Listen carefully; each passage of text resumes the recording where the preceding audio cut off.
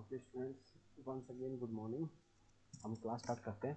तो जो हमारी कल की क्लास थी, कल हमने क्या चीज़ डिस्कस करी थी कि हम किस तरह से स्विच इंटरफेसिंग और एलसीडी इंटरफेसिंग को एक साथ में यूज़ करके कुछ पोटेंशियल एप्लीकेशंस को डिज़ाइन कर सकते हैं। ठीक है, तो आपके पास कोई आइडिया है कि आपने कुछ इस तरह का सिस्टम देखा हो जिसमें ये 2 या 3 कंपोनेंट्स यूज हुए हों, या कोई आपके पास कोई प्रोजेक्ट जो आप डिस्कस करना चाहते हो कि वो कैसे बिल्ड हुआ है। मैंने आपको कहा था कि आप भी अपनी तरफ से कुछ सोच के आना, या कुछ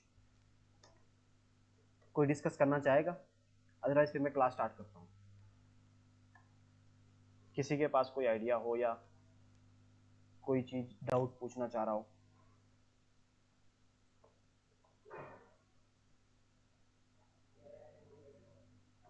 ओके,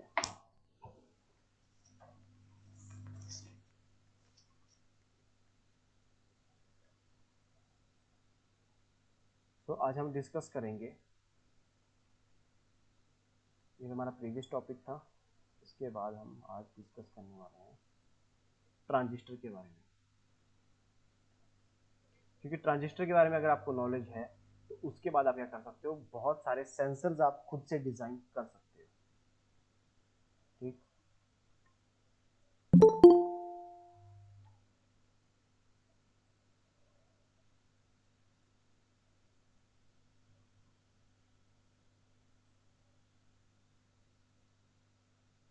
ओके।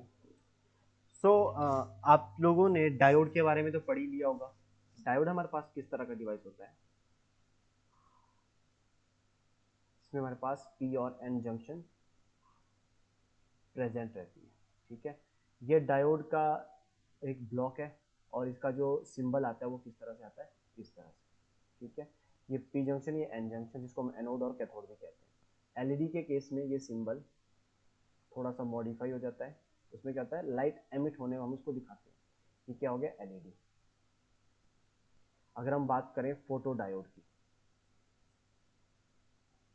ठीक, तो फोटो डायोड में क्या होता है, इस तरह से। ठीक, फोटो डायोड क्या करता है, रेज को एक्सेप्ट करता है। ये दो चीजें हो गई। अब उसके बाद बात आती है ट्रांजिस्टर की। तो ट्रांजिस्टर हमारे पास किस तरह से होता है, पी एन पी।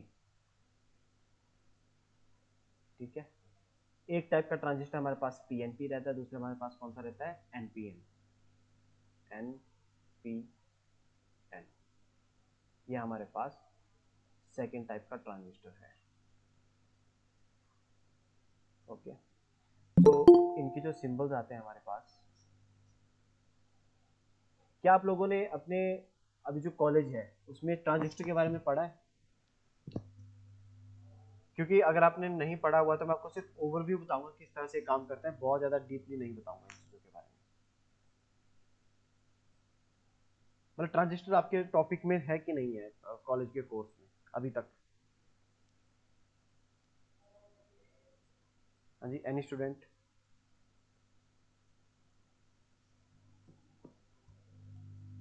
ओके, सो हमारे पास सिंबल किस तरह से आता है,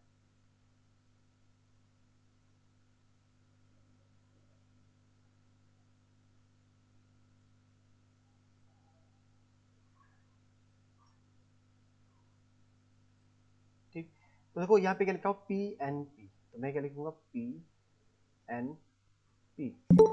और जो डायरेक्शन होती है इसमें हमें क्या करना पड़ता है, इसमें हमें करंट के फ्लो को भी बताना पड़ता है। तो करंट का जो फ्लो है वो हमेशा पी टू एन ट्रेवल करता है। ठीक है, पी से एन की तरफ जाता है और यहाँ, ठीक। इस चीज को हम कहते हैं, इनमें से हमारे पास एक बेस रहता है, ठीक है, कलेक्टर होगा और एमिटर होगा। ठीक, तो एमिटर और बेस के बीच में हमारे पास जो सिंबल आएगा वो उसमें क्या होगा, हमारे पास करंट की डायरेक्शन है।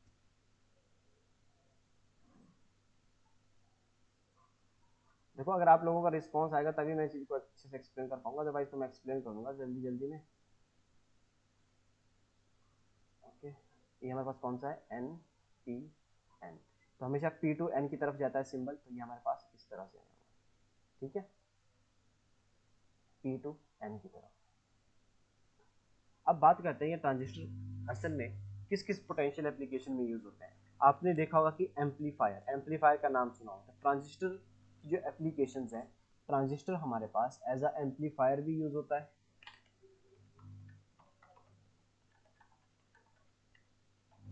ठीक है, और एज अ स्विच भी यूज हो सकता है।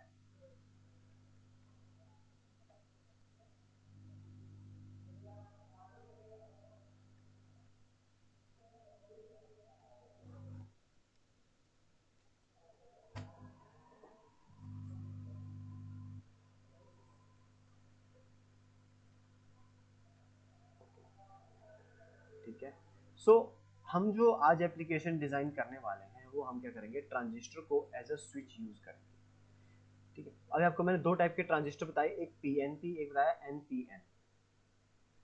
बहुत सिंपल है यूज करने के लिए, यूज करने में हमारे पास, जब मैंने आपको ये सर्किट बनवाया था,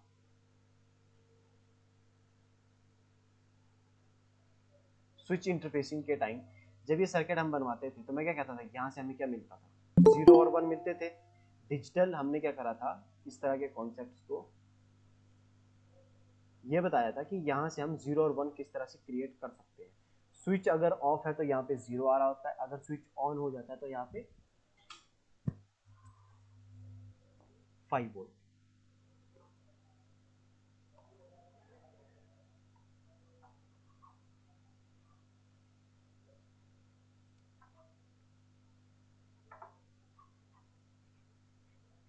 ओके, ये है टोटल बेसिक्स।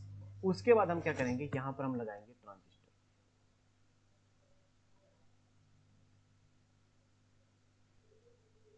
मैं मान लो एनपीएन ट्रांजिस्टर यहाँ पर लगाता हूँ। ठीक है, मैंने क्या कहा था, हमेशा जो सिंबल है वो किस तरफ से जाता है, पी टू एन की साइड को जाता है, पी से एन की साइड को जाएगा हमेशा। ठीक है, और मान लेते हैं यहाँ पर हम एक लगा देते हैं रेजिस्टेंस, और एक लगा देते हैं यहाँ पर एलईडी, उसको कर देते हैं ग्राउंड। ठीक है, यहाँ पर हम वोल्टेज दे देते हैं 5 वोल्ट। अब देखो ये सर्किट काम किस तरह से करेगा।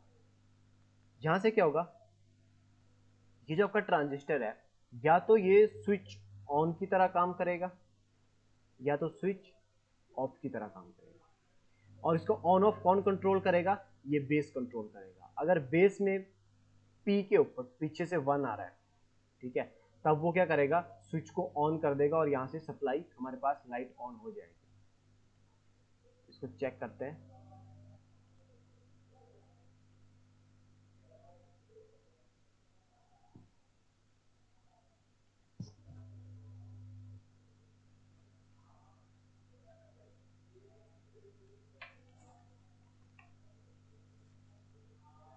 ठीक है, एनपीएन ट्रांजिस्टर हमने ये ले लिया यहाँ पर, उसको हमने कर दिया रोटेट।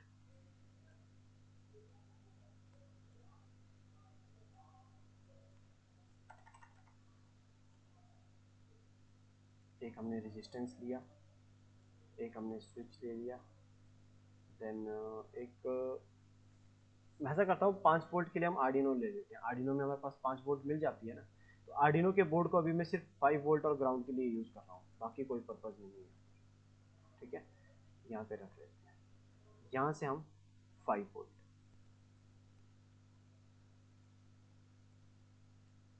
कनेक्ट कर दिया, दूसरे टर्मिनल को कर दिया ग्राउंड, और इस चीज़ को हमने कर दिया कनेक्ट ग्राउंड को ग्राउंड के साथ, ग्राउंड को कलर ब्लैक।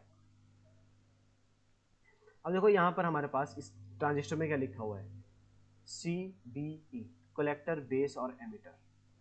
सेम चीज़ मैंने आपको बताई थी, हमारे पास कलेक्टर बेस एमिटर किस तरह से होते हैं ट्रांजिस्टर में। अगर आपको मैं डायरेक्ट बताऊँ, देखो, कलेक्टर बेस और एमिटर, तो हमारे पास क्या है, ये चीज हमारे पास कलेक्टर है, ये बेस है और ये एमिटर है। तो हम क्या करेंगे, कनेक्शंस कुछ इस तरह से करेंगे जैसे हमारे पास अभी हमने ये सर्किट बनाया हुआ है। तो हम क्या करेंगे, जो वायर हमारे पास स्विच और रेजिस्टेंस के बीच में से आएगी वो हमारे बेस पे कनेक्ट होगी। यहां से हम एक कनेक्शन लेंगे जिसको हम ट्रांजिस्टर के बेस पे कनेक्ट कर देंगे एंड इस रेजिस्टेंस की वैल्यू 220 ओम। ओके, देन मैं आपको कहा था कि एक रेजिस्टेंस हम और यूज करेंगे जिसको हम कलेक्टर के साथ कनेक्ट करेंगे। ये देखो, ठीक है, 5 वोल्ट के बाद। तो सबसे पहले इसकी वैल्यू सेट कर लेते हैं 220 ओम, देन इसको 5 वोल्ट यहाँ से प्रोवाइड कर देते हैं और इस चीज़ को कनेक्ट कर देते हैं कलेक्टर के साथ। बात आती है एमीटर की। एनोड ये है हमारे पास और कैथोड ये है। तो एनोड को हम कनेक्ट करेंगे यहाँ से, कनेक्ट कर दिया। कैथोड को हम ग्राउंड में कनेक्ट कर देंगे आर्डिनो के ग्राउंड के साथ। स्टार्ट सिमुलेशन करते हैं, ठीक है। अभी देख सकते हो अब एलईडी हमारी ग्लो नहीं करती है, ठीक है। जैसे ही हमने क्या करा, यहाँ से स्विच को प्रेस करा, एलईडी हमारी ग्लो करना स्टार्ट कर दी। रेजिस्टेंस हमें थोड़ा सा और इंक्रीज करना पड़ेगा, एक्सेस करंट उसमें आ रहा है।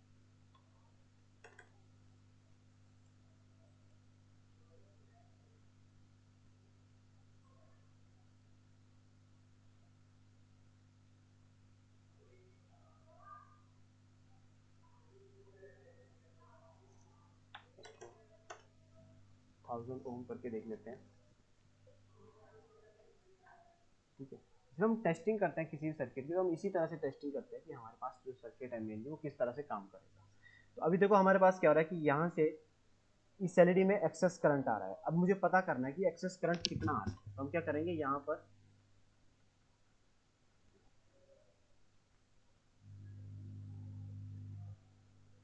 इसको लगा देंगे एम्पियर, ठीक है, एमीटर की तरह। और एमीटर हमेशा सीरीज में लगता है, ठीक है। तो इसको हम क्या करेंगे, यहाँ से यहाँ कनेक्ट कर लेंगे और यहाँ से इसको ग्राउंड में कनेक्ट कर लेंगे। Start simulation. जैसे स्विच को प्रेस करेंगे तो यहाँ से पता लग रहा है हमारे पास कितना करंट आ रहा है, यहाँ पे 346। अब चेक करते हैं कि क्या इस रेजिस्टेंस की वैल्यू को चेंज करने के बाद हमारे पास ये करंट की वैल्यू बदल रही है कि नहीं बदल रही है।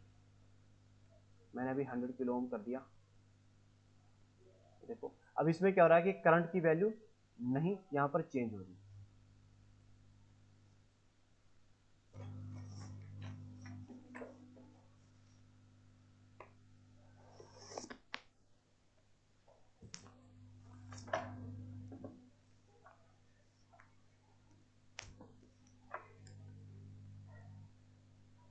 ओके, एक बार सिमुलेशन को रीसेट कर लेते हैं क्योंकि अकॉर्डिंग हमारे सर्किट के अकॉर्डिंग ये क्या करना चाहिए था, अभी हमारे पास ये चेंज होना चाहिए था। एक चीज और कर सकते हैं हम, क्यों ना इस रेजिस्टेंस को यहां पर ना लगाकर 5 वोल्ट को डायरेक्ट कनेक्ट कर देते हैं, यहां पर हम रेजिस्टेंस लगा देते हैं।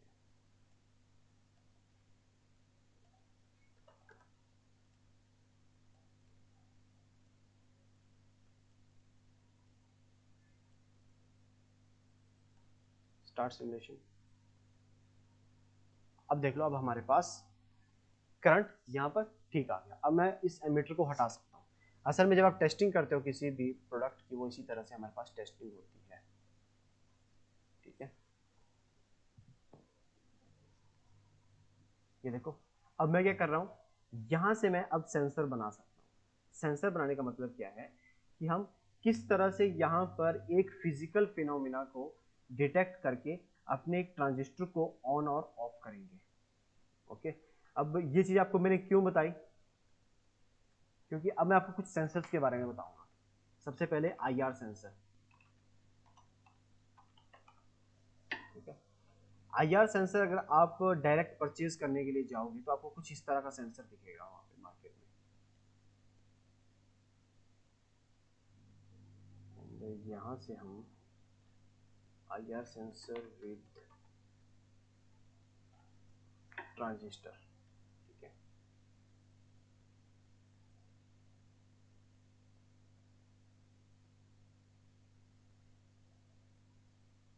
एक इसमें सर्किट आता है, उस चीज़ को हम डिस्कस करेंगे और उससे आपको क्लियर हो जाएगा किस तरह से सर्किट्स काम करते हैं। एक तो सर्किट हम ये वाला डिस्कस करेंगे,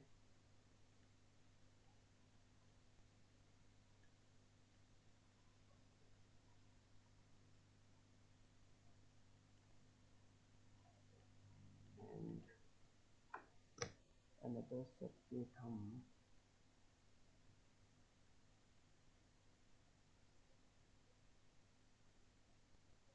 यहाँ से भी डिस्कस कर सकते हैं। कॉपी इमेज,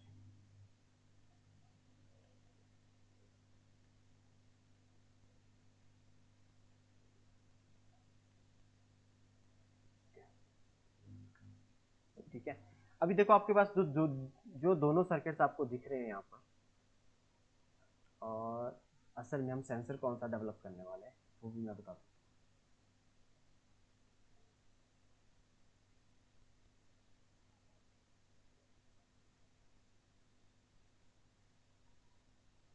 ठीक है, इस तरह का सेंसर आपने देखा होगा या किसी प्रोजेक्ट में देखा, अगर नहीं देखा हुआ तो मैं आपको बता देता हूँ। ये जो सेंसर है हमारे पास, ये कौन सा सेंसर है, ये आईआर सेंसर है। ठीक, ये आईआर सेंसर करता क्या है, इसमें आपको दो चीजें दिख रही होगी, यहाँ पे दो एलईडीज की तरह स्ट्रक्चर दिख रही होगी, बट ये जो दोनों है ये एलईडीज नहीं है। ये क्या है हमारे पास, इसमें से ये जो चीज है ये है फोटो डायोड, और ये है हमारे पास आईआर एलईडी। ठीक है, आपने आईआर एलईडी के बारे में अगर मैं बताऊं, आपने जैसे एटीएम्स में कैमरास देखे होंगे, उसके कैमरास के साथ में आपको दिखता है, बीच में तो कैमरा रहता है, साइड में इस तरह की एलईडीज लगी होती हैं। ठीक, बट आपने कभी ऐसा नहीं देखा होगा कि वो एलईडीज ग्लो कर रही हैं। ठीक है, कभी देखा आपने कि वो एलईडीज ग्लो कर रही हैं? किसी भी ने भी कभी देखा हो, एटीएम में गए हो और इस तरह का कैमरा देखा हो जिसमें ये एलईडी जो है ग्लो कर रही है?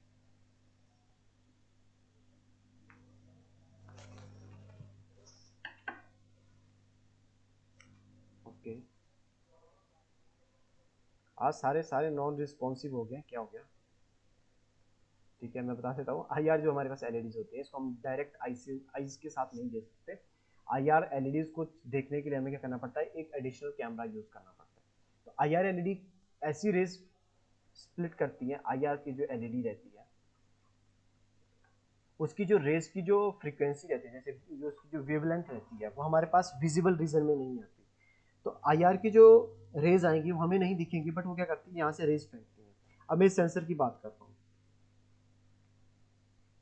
ये मान लेते हैं हमारे पास ये आईआर है और ये फोटो डायोड है। ठीक, तो आईआर क्या करेगा, यहां से रेज इस तरह से फेंकेगा। अब मानो यहां पर कोई आगे सरफेस है, व्हाइट सरफेस, व्हाइट सरफेस पे ये रेज टकरा के वापस आएंगी और फोटो डायोड उनको डिटेक्ट करेगा। जैसे ही डिटेक्ट करेगा वो क्या करेगा, आर्डिनो को सिग्नल देने के लिए हेल्प करेगा। इस तरह से हमारे पास आईआर सेंसर काम करता है। ठीक है, तो ये बेसिक फंडामेंटल है कि किस तरह से आईआर सेंसर काम करता है। अब यहाँ पे देखो,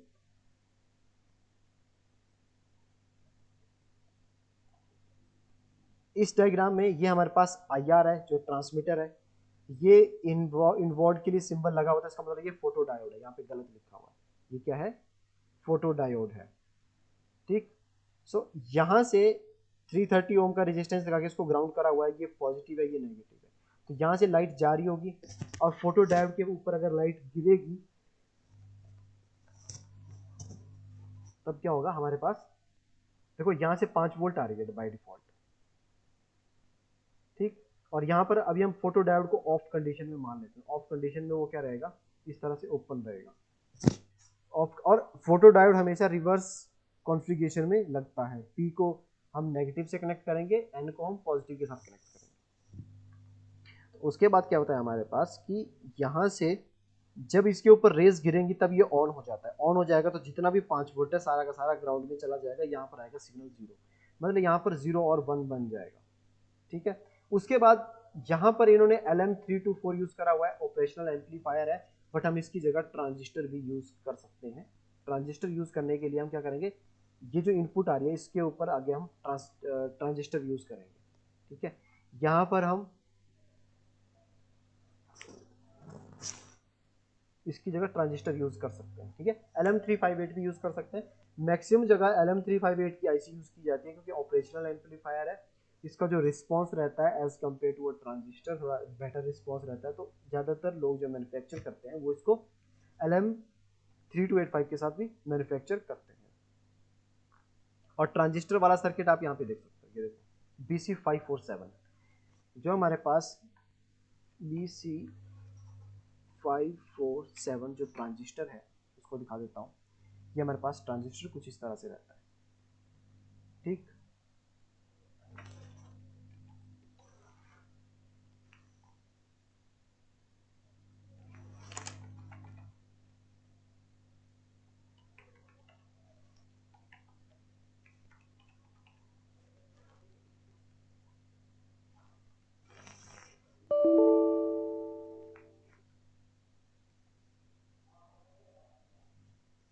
ओके, सो ये हमारे पास ट्रांजिस्टर आ गया। इसमें हमारे पास कलेक्टर, बेस, एमिटर, जैसे मैंने अभी आपको वहां पे बताया था। कौन सा ट्रांजिस्टर है हमारे पास, ये P टू N जाता है हमेशा, तो ये कौन सा आ जाएगा, NPN। ये हमारे पास NPN ट्रांजिस्टर आ जाएगा। तो ये कुछ बेसिक्स थे कि हमारे पास जो सेंसर्स होते हैं वो किस तरह से डेवलप होते हैं। ठीक है, अब उसके बाद हम कुछ और कंपोनेंट्स के बारे में डिस्कस कर लेते हैं। अब हमारे पास आ जाता है फोटो रजिस्टर। ठीक है, ये फोटो रजिस्टर किस तरह से काम करता है। तो मैं यहाँ से एडिशनल सर्किट को सारे को यहाँ से रिमूव कर रहा हूँ।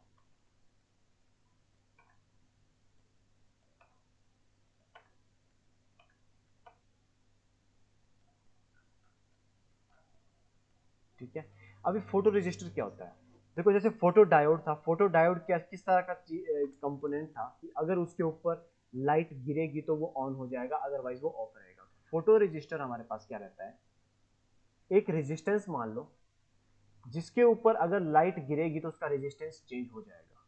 ठीक है, फोटो रजिस्टर हमारे पास एक कंपोनेंट है जिसके ऊपर अगर लाइट गिरेगी तो उसका क्या हो जाएगा, रेजिस्टेंस चेंज हो जाएगा। कैसे, अब मैं ऐसा करता हूँ सिमुलेशन में आपको, यहाँ पर एक मल्टीमीटर यूज करते हैं। मल्टीमीटर हम इसको रेजिस्टेंस पे सेट कर देंगे। एक लेग को मैंने यहाँ पर कनेक्ट कर दिया, एक लेग को मैंने यहाँ पर कनेक्ट कर दिया, तो मुझे अब ये रेजिस्टेंस की वैल्यू बताएगा। ठीक है, इसमें रेजिस्टेंस की वैल्यू 180 किलो ओम है। अब यहाँ पे देखो ये सिंबल आ रहा है लाइट इंक्रीज करने के लिए। मैं जैसे लाइट इंक्रीज करूंगा तो यहाँ पे देखो इसका रेजिस्टेंस क्या हो रहा है, कम हो रहा है।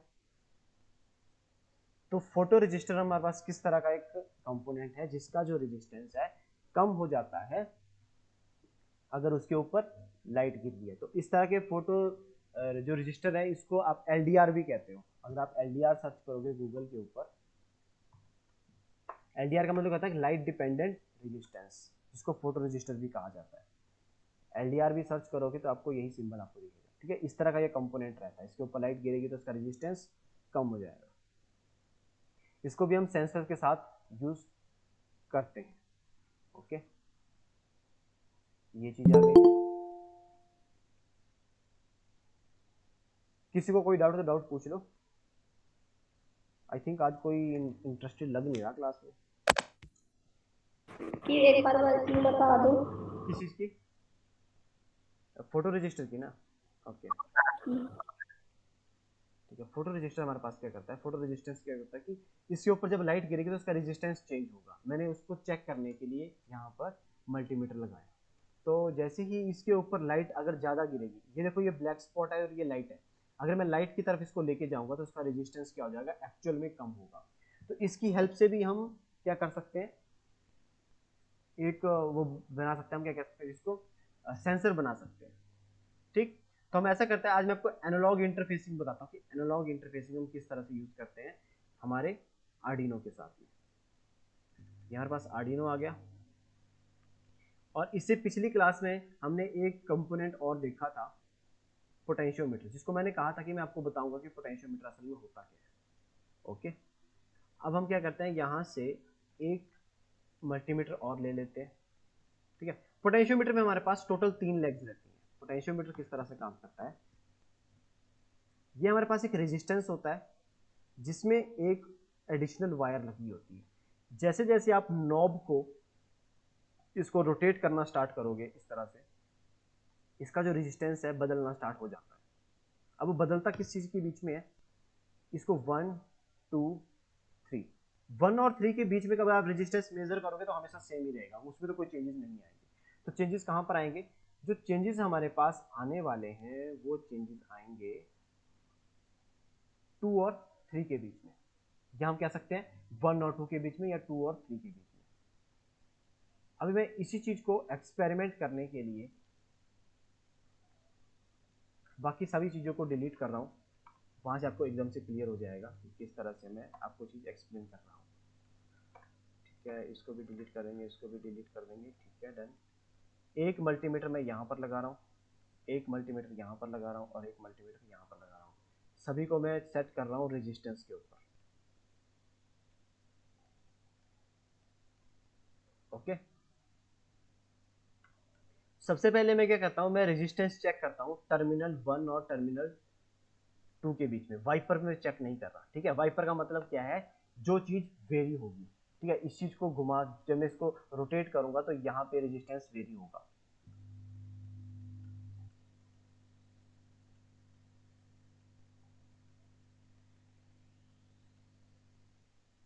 ठीक है, स्टार्ट सिमुलेशन करते हैं। यहाँ पे देखो कितना 250 किलो ओम दिखा रहा है। मैं इसको चेंज करता हूँ, कोई चेंजेस आए, कोई चेंजेस नहीं आए। ठीक है, सो अब मैं क्या करता हूँ, यहाँ से इस वाले मल्टीमीटर को लेके आते हैं, बीच वाली वायर से मैं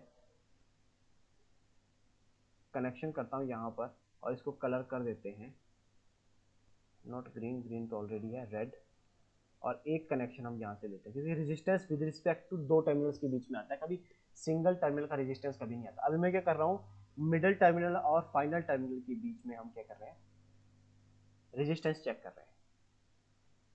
ओके,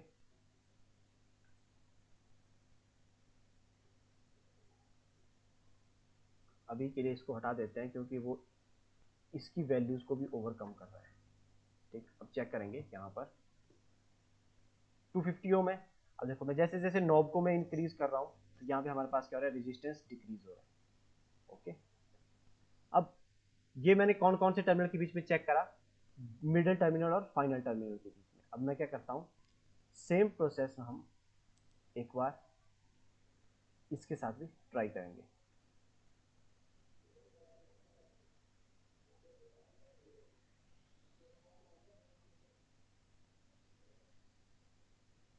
ठीक है, अब देखो दोनों के बीच में डिफरेंस क्या आ रहा है। अब मैं इसको कलर थोड़ा अलग कर देता हूँ।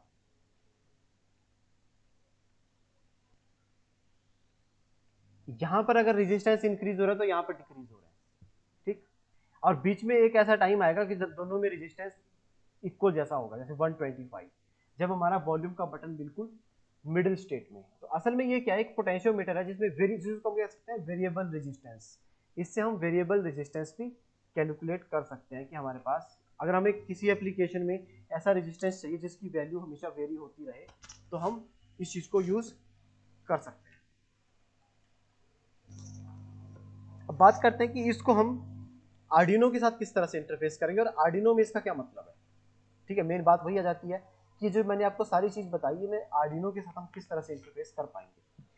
आर्डिनो में आज हम स्टार्ट कर रहे हैं एनालॉग इंटरफेसिंग।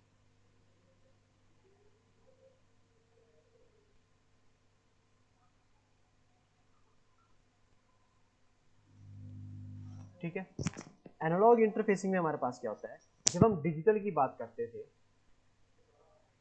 डिजिटल में हमारे पास सिग्नल या तो जीरो होता था या तो वन होता था। जीरो का मतलब 0 वोल्ट, वन का मतलब 5 वोल्ट। अब जब हम एनालॉग की बात करेंगे तो एनालॉग में जो हमारे पास सिग्नल होता है वो 0 या 5 वोल्ट नहीं होता, वो 0 से लेके 5 के बीच में भी कुछ भी हो सकता है। ठीक है, तो सबसे पहली बात आती है कि 0 से लेके 5 तक कुछ भी हो सकता है। तो अब हम 0 और 1 में तो बात करेंगे नहीं। तो हमारे पास क्या होता है कि जो जितने भी माइक्रो कंट्रोलर्स हैं और उनका जो एनालॉग चैनल रहता है हमारे पास, उसमें क्या होता है, वो कुछ बिट का होता है। तो हमारे पास जो एनालॉग चैनल आर्डिनो में अवेलेबल है वो है 10 बिट का। तो हम क्या करेंगे, 2 रेज टू पावर 10 यूज करेंगे। 2⁻10 को अगर आप सॉल्व करोगे, मैं यहाँ पे लिख देता हूँ 2 देन रेज टू पावर 10, ठीक है। आंसर कितना आता है 1024। 2⁻10 का आंसर आता है 1024, ठीक। तो 1024 का मतलब क्या है कि ये हमारे पास एनालॉग की रेंज है जो आर्डिनो को समझ आती है। इसको मैं एक्सपेरिमेंट करके बताऊंगा। अभी के लिए ये चीज़ समझ लो, अगर आपके पास वैल्यू 0 है तो यहाँ पर 0 आएगा। अगर आपके पास वैल्यू 5 वोल्ट आ रही है तो वो सिग्नल को बताएगा 1024। अगर मान लेते हैं मेरे पास वैल्यू है 2.5, तो यहाँ पर कितना आएगा 1024 का डिवाइड आएगा ना, हाफ आएगा, तो वो आएगा 512, ठीक है। इस तरह से कोई भी वैल्यू पिक कर लो, आपको अब क्या करना है 0 से लेके 5 की रेंज को अब आपको मैप करना है 0 से लेके 1024 के ऊपर, ओके। डायरेक्ट सर्किट में चलते हैं। सर्किट से आपको ज़्यादा अच्छे से क्लियर हो जाएगा कि हमारे पास पोटेंशियोमीटर आ गया। अब हमें क्या चाहिए, यहाँ से एक चाहिए आर्डिनो, ठीक। यहाँ पर हमारे पास सारे डिजिटल पिंस थे। अब हम एनालॉग पिंस की बात करें। एनालॉग हमारे पास कितनी पिंस अवेलेबल हैं, टोटल 5 पिन अवेलेबल हैं। तो 5 पिन में हम क्या कि 5 टाइप के हम एनालॉग डिवाइसेस इसके साथ कनेक्ट कर सकते हैं। तो अभी के लिए मैं क्या करता हूँ, हमारा जो पोटेंशियोमीटर है इसको रोटेट कर लेते हैं इस तरह से, ठीक।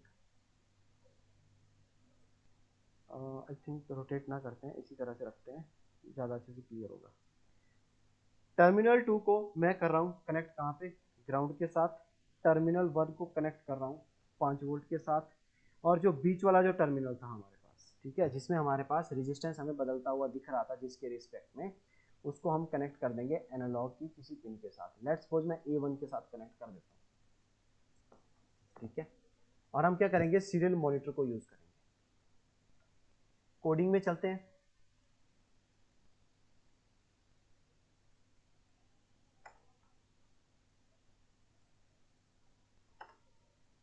ठीक है। और इन केस अगर आपको ये चीज डायरेक्ट रेफरेंस लाइब्रेरी के साथ रीड करते हुए यूज करनी, तो आप क्या लिखोगे, एनालॉग इन आर्डिनो, ओके। तो ये आ जाएगा आपके पास, सॉरी यहाँ पे एनालॉग लिखना था, एनालॉग रीडिंग आर्डिनो, ठीक है। अब देखो एनालॉग रीड के लिए आपको क्या बताएगा, क्या क्या जो इसकी हमने सारी, मैंने अभी आपको थ्योरी बताई, इसमें आपको क्या मिल जाएगा पूरा, यहाँ पे डिस्क्रिप्शन में मिल जाएगा। जैसे ये देख लो, ये बता रहा है यहाँ पर 10 बिट का आपका एनालॉग रहता है, जो एनालॉग टू डिजिटल कन्वर्टर है। तो उसमें मैंने आपको बता दिया कि 10 बिट का है, तो 2⁻10 अगर हम करते हैं तो 1024 हमारे पास मैक्सिमम वैल्यू आती है। उसके बाद ये बता देता है कि this yield a resolution between the readings of the 5 volt. 5 volt को क्या बताएगा, ये 1024 बताएगा, ठीक है। और 0 को ये 0 ही बताएगा। तो इस तरह से हमारे पास वो एनालॉग टू डिजिटल कन्वर्टर हमारा काम करेगा। अब देखो यूज करने के लिए इसने एक सैंपल कोड यहाँ पे लिखा हुआ है, हम भी इसी तरह से यूज करेंगे। अब इस सबसे पहले क्या करा हुआ है, इंट एनालॉग पिन A3 को एक एनालॉग पिन बना लिया, ठीक है। हम अपने अपने स्टाइल से कोड लिखेंगे। हम सबसे पहले एक वेरिएबल ले लेंगे इंट नाम का, int analog underscore analog underscore value, ठीक है। उसकी वैल्यू इज इक्वल टू, हम क्या कर लेते हैं, एनालॉग वैल्यू हम 0 कर लेते हैं, ठीक है। देन हम अपनी जो पिन है, कौन सी पिन है हमारे पास, A1 पिन को कोई नाम दे देते हैं। मैं A1 पिन को नाम दे देता हूँ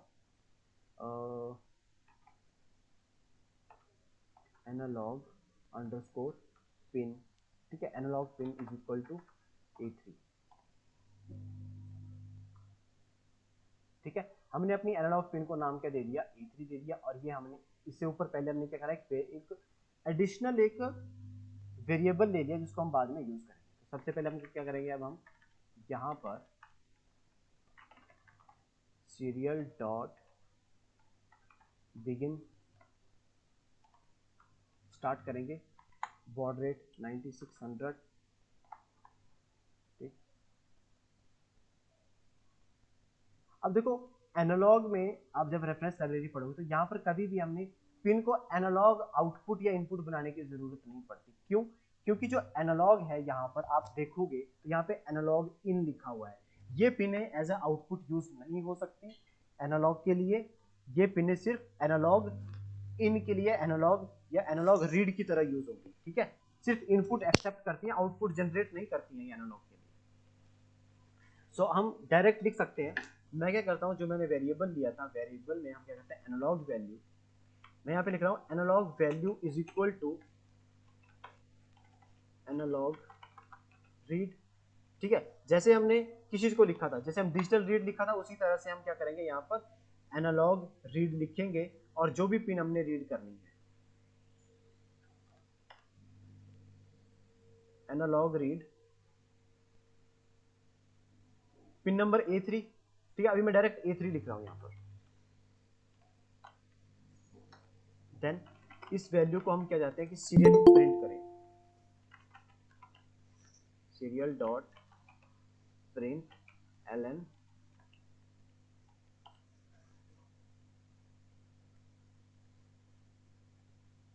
okay, serial dot print ln हम किस चीज को प्रिंट करेंगे, एनालॉग वैल्यू को, जिसको हमने यहां से रीड करके यहां पर स्टोर करा हुआ है। पेस्ट कर देंगे, स्टार्ट सिमुलेशन।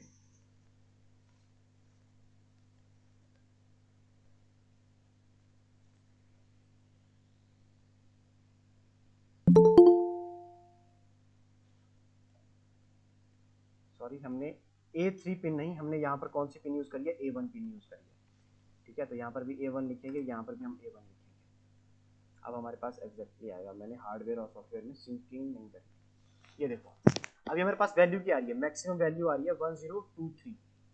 ठीक, मैं इस वैल्यू को, अब देखो यहाँ पे 1023 आ रही है, कांस्टेंट वैल्यू आ रही है। मैं क्या करता हूँ, इसको धीरे धीरे मूव करना स्टार्ट करता हूँ। ये देखो, अब इसकी वैल्यू बदलना स्टार्ट हो जाएगी। अब हमारे पास आंसर वो 10 की फॉर्म में नहीं आ रहा, हमारे पास कुछ वैल्यूज आ रही है। ठीक है, देखो मैं सबसे नीचे ले आया तो उसको 0 आ गया, यहाँ पर इसमें क्या आ गया, 0 आ गया। और मैंने आपको बताया था कि यहाँ पे क्या करता है, 0 से लेके 5 वोल्ट के वोल्टेज को कन्वर्ट करता है, 0 से लेके 1023 तक। टोटल 1024 था, आंसर आपने देखा था। बट अगर मैं 0 से स्टार्ट करूंगा तो 0 से लेके 1023 ही आएगा। ओके, जो टोटल 1024 स्टेप्स होंगे। तो ये है हमारे पास कि हम एनालॉग को किस तरह से इंटरफेस करते हैं। अब यहीं से आपको मैं एक और चीज बड़े आसानी से बता सकता हूँ कि अगर हम बात करें टेम्परेचर सेंसर की। ठीक है, ये हमारे पास टेम्परेचर सेंसर है। ठीक, ये देखो वी आउट है, पावर है और ये ग्राउंड है। मैं अभी इसकी जगह पे क्या करता हूँ, टेम्परेचर सेंसर को लगा देता हूँ। टेम्परेचर सेंसर में सबसे पहले पावर में हमें 5 वोल्ट देना होता है। ठीक है, ग्राउंड को ग्राउंड से कनेक्ट कर देंगे, बीच वाली पिन को हम कनेक्ट कर देंगे कहाँ पर, A1 के ऊपर। कोड में चलते हैं, स्टार्ट सिमुलेशन। क्या आंसर आ रहा है, 153 आ रहा है। टेम्परेचर को कम ज्यादा करते हैं, मानो मैं टेम्परेचर को कर देता हूँ -40 डिग्री। -40 डिग्री में वैल्यू कितनी आ रही है, 20। और टेम्परेचर को अगर मैं राइज कर रहा हूँ तो मेरे पास वैल्यू कितनी आ रही है, 358। ओके, तो क्योंकि टेम्परेचर ने क्या करा, सिर्फ इतनी सी वैल्यूज में चेंज करा, तो अब हम यहाँ से टेम्परेचर सेंसर को भी इंटरफेस कर सकते हैं, इसके ऊपर हम कंडीशंस लगा सकते हैं। हम क्या करेंगे, यहाँ से चेक करेंगे। लेट्स सपोज कि मुझे करना है कि मेरा जो एसी है वो ऑन हो जाए जब मेरा टेम्परेचर 25 डिग्री से ऊपर जाए। तो 25 डिग्री यहाँ पे मैं, जैसे मैं 24 पे लेके जा रहा हूँ इसको, कर्सर को, ये देखो 25 पे मैंने सेट करा। मैं चेक करता हूँ यहाँ पर कितनी वैल्यू आ रही है, 153। 25 डिग्री के लिए मेरे पास वैल्यू आ रही है 153। मैं बड़े आराम से इफ कंडीशन लगा सकता हूँ कि हम क्या करेंगे, अगर हमारी जो वैल्यू है वो 153 से ज़्यादा होती है तो हम क्या करेंगे, एसी को ऑन कर देंगे। और एसी को ऑन करने के लिए हम क्या यूज़ करेंगे, रिले यूज़ करेंगे। तो एनालॉग इंटरफेसिंग को बहुत डिफिकल्ट नहीं है टॉपिक, बहुत आसान सा टॉपिक है। इसमें आपको करना क्या है कि कनेक्शंस करने के बाद आपको उस चीज़ को रीड करना है और उसी वैल्यूज़ के ऊपर आपको बाद में लॉजिक क्रिएट करना है। तो किसी को कोई डाउट?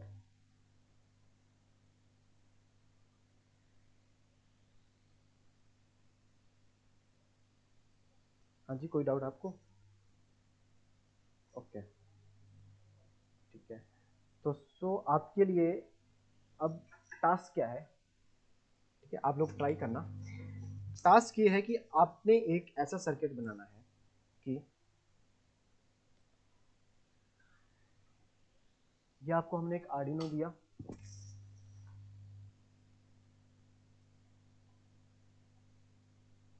ठीक है। आर्डिनो में आपके पास लगा हुआ है टेम्परेचर सेंसर, एंड आपके पास एक एलईडी है, एक मोटर है, ठीक है।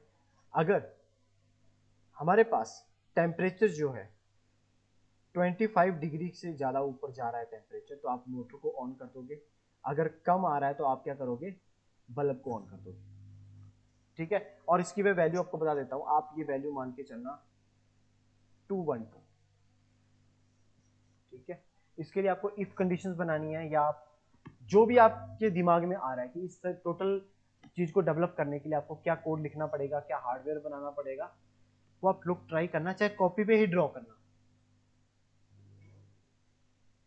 ओके। तो किसी को कोई डाउट है एनालॉग इंटरफेसिंग में तो पूछ सकते हैं, अदरवाइज हम क्लास ओवर करते हैं।